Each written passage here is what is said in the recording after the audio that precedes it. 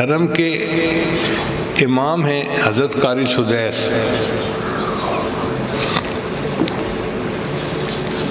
قراء حضرات تو ان کے اوپر عاشق ہوتے ہیں، اور اللہ نے اب ان کو اور عزت دی، وہ دونوں حرم کے امام بن گئے، یعنی حرم مکہ کے اماموں کے بھی سینئر وہی ہیں اور حرم مدینہ کے اماموں کے بھی سینئر وہی ہیں۔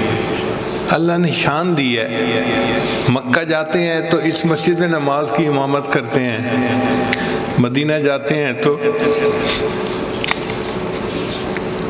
مسجد نبوی میں امامت کرتے ہیں۔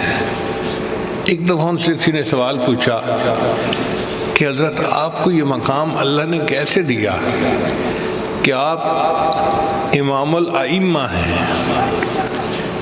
تو قاری سدیس صاحب نے یہ واقعہ خود بیان کیا، فرمانے لگے کہ میں بچپن میں بہت شرارتی تھا، اور شرارتیں کر کر کے میں نے اپنے ماں باپ کے ناک میں دم کر دیا تھا۔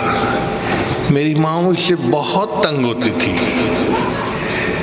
مگر میرے لیے دعائیں کرتی رہتی تھی۔ ایک دن گھر کے اندر مہمان آئے تو میری والدہ نے ان کے لیے دال چاول بنائے۔ اب دال پکا کے امی نے رکھی تو میرے ذہن میں کیا شیطانیت آئی کہ میں نے ریت کی ایک مٹھی بھری اور سالن کے اندر ڈال دی۔ دیکھنے میں تو کسی کو پتہ نہ چلا،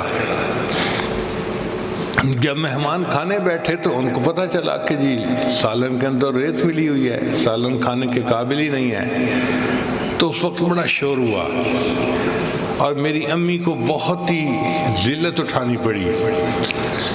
تو امی نے کہا پتہ کرو یہ کیسے ریت اندر چلی گئی۔ تو جب پتہ کیا تو میری شرارت سامنے آ گئی۔ تو امی کو بتایا گیا کہ تیرے بیٹے سدیس نے شرارت کی ہے اور اس کے اندر ریت ڈال دی۔ کہنے لگے اس وقت امی کا چہرہ غصے سے سرخ تھا اور وہ پریشان تھی میری جو ہے نا شرارت کی وجہ سے، اور اس غصے کے عالم میں امی نے مجھے کہا کہ بیٹے تو نے مجھے بہت ذلیل کر دیا، رسوا کر دیا مہمانوں کے سامنے، پتہ نہیں تجھے کب ہدایت ملے گی۔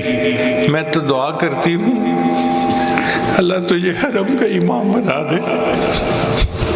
اس غصے کے عالم میں جو ماں نے یہ کہا کہ میں تو دعا کرتی ہوں اللہ تجھے حرم کا امام بنا دے، اللہ نے اس کو قبول کر لیا اور آج میں دونوں حرم کا امام ہوں۔ تو اولاد کی تربیت کے بارے میں یہ بہت اہم بات ہے کہ ماں باپ جیسے بھی ہیں، کلمہ گو تو ہے نا، وہ دعائیں کریں، اللہ تعالیٰ ماں باپ کی دعائیں اولاد کے حق میں قبول فرماتے ہیں۔